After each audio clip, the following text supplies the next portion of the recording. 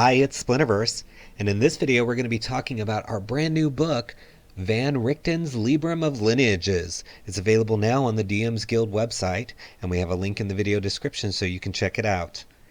The book is focused on a new mechanic in the game called Lineages. Lineages take the place of your race, replacing most of your racial traits with new abilities. You can still look like your original race, but there's some tweaks and some interesting effects that you have as a result of switching to a lineage. The book offers optional rules, including 9 ways to remove a lineage if you need to. Also, we discuss how to link multiple lineages together for a linear progression, and we include 6 different examples to get you started. Plus, we have 7 adventure hooks to help you introduce lineages to your world, and that's just the extras. The book also contains very unique lineages to bring to your game.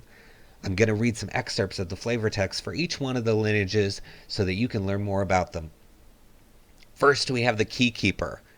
You're standing in a crowd minding your own business when there is a tap on your shoulder. You turn to see a man holding a sparkling key in his gloved hand. He gestures for you to take it. You hesitate, but something inside you makes you grasp it. Instantly, your mind floods with a wealth of knowledge and memories. Before you can react, both of your wrists feel as though they are on fire. When you look at them, you see magical tattoos being burned into your flesh. One tattoo resembles a key, and another a keyhole. The man who handed you the key is long gone, and you know that you have just changed forever. The knowledge you have attained is dire. You understand that this key is now bonded to your soul. If you give away your key or leave it behind, you will die after a day. If you lose your key, you must find it within a day or you will die. If you find the lock that the key fits into, your connection to the key will be broken. You are now a key keeper. We also include materials and appearance tables for your keys so that you can come up with a really cool looking key for your keykeeper character. And we have an origins table with a lot of fun options to create your origin, but you can make up one of your own. It's a real fun visual option for your lineage in the game. You can even create props with keys like we're showing here on screen, fun decked out keys with jewels or whatever you want to do to bedazzle them and have fun. Our next lineage is called the shadowsoul. What if your shadow was a lie? What if it had a mind of its own? At some point in a shadowsoul's past, they saw shade beneath a tree that cast a bigger shadow than it should. Perhaps they participated in a dark ritual that went awry, or maybe they took shelter where an unnatural darkness lurked. Regardless of the reason, a shadowsoul's body hosts a shadow that is not their own.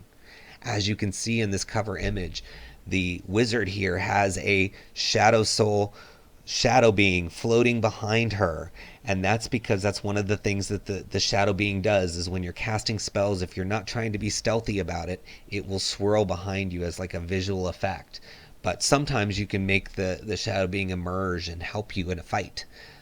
So it's very cool. We include tables to help you figure out the appearance of your shadow being and origin, all that good stuff. It's a lot of fun. Who doesn't want to have a shadow being in the game? Pretty cool. All right, the next lineage is the blighted. Most people don't pay much attention to the diseases of the plant kingdom, but when otherworldly energies or dark magic forces mix with these diseases, bad things can happen. The blighted have come into contact with a plant that is diseased and through mysterious means contracted a similar illness for which there is no cure. However, along with that pain comes great power. So the blighted are lots of fun because you can manifest the plant disease in a variety of shapes and sizes on the body. So we have tables to help you come up with the appearance of the patches of blight that are going to appear on you. And you can develop your origin. We have tables to help you do that. But it can be really fun to explore even just plants in the game because those don't get explored too much. So with the blighted, you can have something happen with the magic and dark forces, combine it with plants, and the next thing you know, you've got a character who maybe looks like an elf or a human, but they've got these interesting little patches on them that give them extra abilities. And our next lineage is called the Bookbearer, one of my favorite ones. says, many years ago, a magic-filled library was accidentally teleported to Kania, the eighth circle of the nine hells. Its inhabitants did what they could to survive in the ever-shifting environment, but ultimately they failed. The combination of their magic and the plane's instability scattered the contents of the library across the multiverse. The process transformed each of the library's books into a vessel of great power that will be bestowed upon the first humanoid that tries to read it. When you attempt to read one of these books, you feel a searing pain in your head and everything goes blurry for a moment. When your vision clears, you understand that you have become a bookbearer, bound forever to the tome in your hands. Condemned to carry the book for the remainder of your days, you must also use it to capture knowledge for the archdevil Mephistopheles. It's a fun one, and we have tables to help you come up with the appearances of your book, which can be elaborate or it can be plain. And there's all sorts of really fun stuff with, who can read the book, what's in it when you open it, how it looks to different people, as well as your origins. There's a lot of interesting origins for the bookbearer. Could tie in nicely with Candlekeep mysteries. You could have a book found in the Candlekeep that leads to somebody becoming a bookbearer. So lots and lots of options with these. They are kind of dark and similar to the Ravenloft realm, which is kind of where this all started, because lineages were introduced in Van Richten's Guide to Ravenloft. But these can really be used in any setting. They aren't so dark that you can't have a bright shiny key or a bright shiny book. Definitely can mix it up.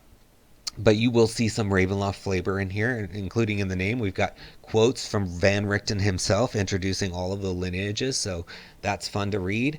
And just a lot of fun in here.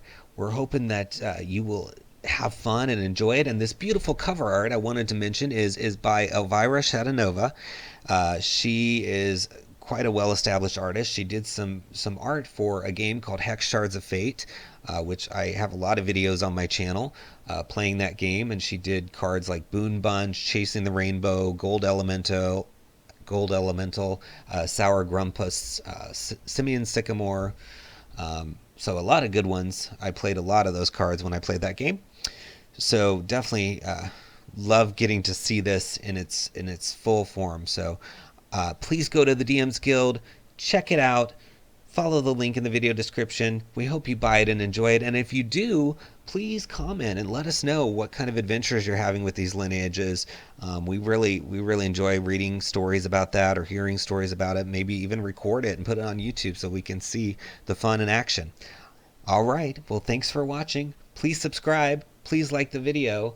And until next time, happy adventuring.